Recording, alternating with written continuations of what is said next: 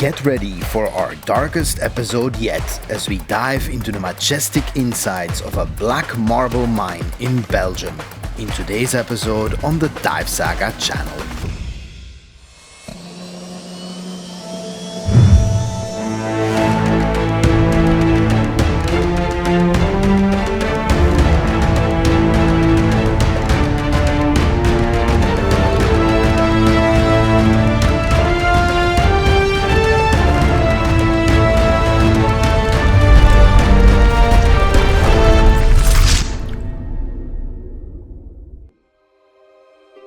Today we are visiting the tiny village of Anhee near Dinant in the province of Namur in Belgium. A region that is historically known for its former mining economy. Today, most mines are closed and flooded, making it an attractive destination for cave divers. This is by far our darkest dive destination yet.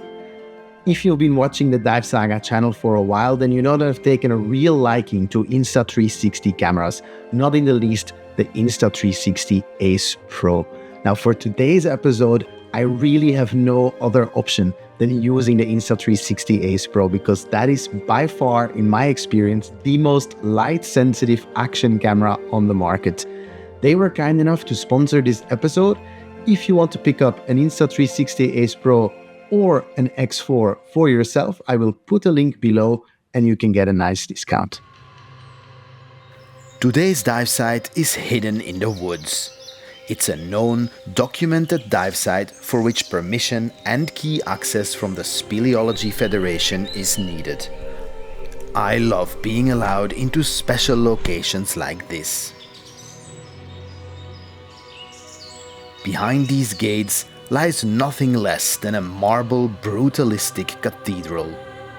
The diagonal fashion in which the mine has been excavated gives it an iconic and somewhat unsettling appearance. An opening in the ceiling illuminates the majestic entrance. A river, a railroad, and then there, just an unsuspecting mine. That's what's so cool about this region, is that it's every village has a mine like that. Maybe not quite like this, but it's very typical to this part of Belgium. There are other episodes on this channel where we go to the south of Belgium, north of France, which I highly recommend you watch as well if you like mine diving. Mine diving requires much of the same preparation as cave diving and should not be attempted by untrained individuals. Once our diving equipment is set up and checked, everything needs to be transported to the dive site. This is a somewhat arduous process because the natural environment around the mine is left purposely undisturbed.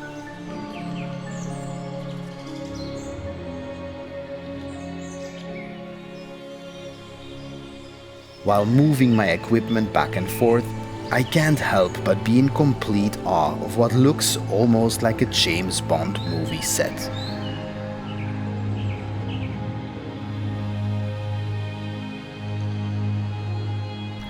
As mentioned numerous times on the Divesaga channel, a spectacular entrance definitely helps make for a spectacular dive. A very common question in the comments is about the cameras that we use to shoot these episodes. And so this episode, for instance, is once again entirely shot on Insta360 cameras, both on the Ace Pro, which I'm recording on right now, and then also on the X4, which is the 360 degrees camera. So there you go. What I often do is those the big establishing shots, the sweeping shots, that's on the X4 that you just saw earlier. But for like really low light, it's a little bit better to shoot on the Ace Pro in my opinion. But I still leave the X4 on my tray right here.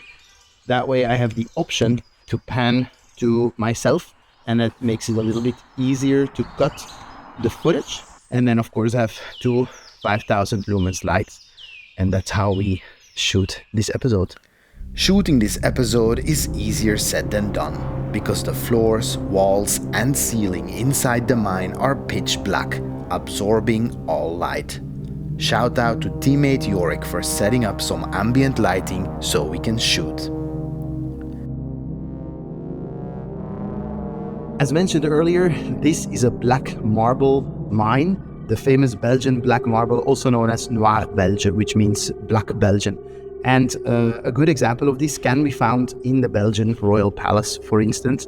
But right now there is only one active black marble mine left in Belgium that's active. Obviously not this one. This one is decommissioned, so let's check it out. After donning our equipment and performing the necessary checks, we are ready to descend into the belly of the beast.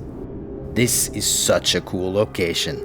And by cool, I also mean the water, which receives no daylight and is a nippy 8 degrees Celsius or 46 degrees Fahrenheit. Adequate thermal protection is a must, because as with all overhead environments, there is no option to immediately abort the dive and return to the surface. The distance covered on the way in needs to be backtracked before we can exit. Because we had to don most of our equipment in the water, the sediment in the descent area has been stirred up quite a bit, so we follow the line into clearer water.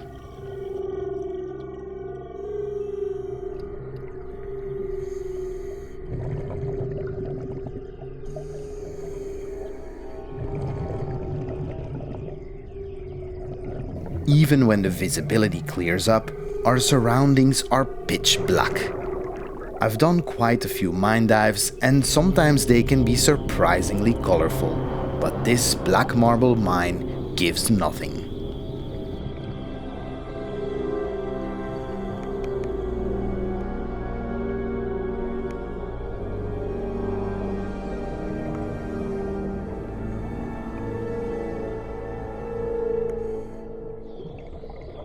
The diagonal walls we found in the mine's entrance are also present underwater. They reveal interesting textures, but are also somewhat disorienting because your mind wants to interpret them as vertical walls. It feels like we are being transported into another dimension. But as cool as that is, the same hidden dangers as always apply, such as loose sediment on the bottom that is extremely fine and volatile.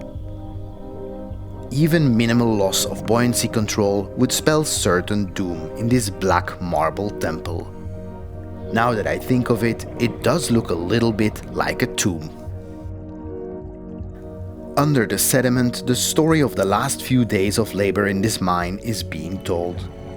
A dive like this can feel like time travel and space travel all at the same time, especially when every little bit of light around us gets sucked into oblivion. For lack of a better description, this feels like scuba diving on the moon.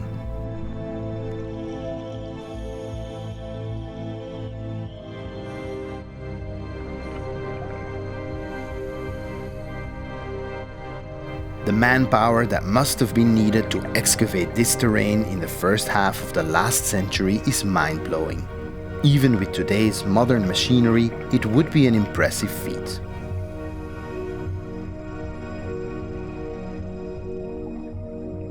Near the end of the line, the space opens up wide like a black underground cathedral.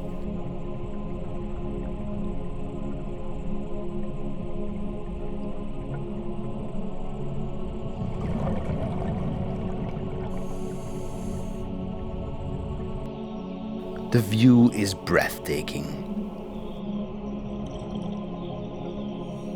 This also marks the turning point for our dive, and we do have a long swim back towards our exit point.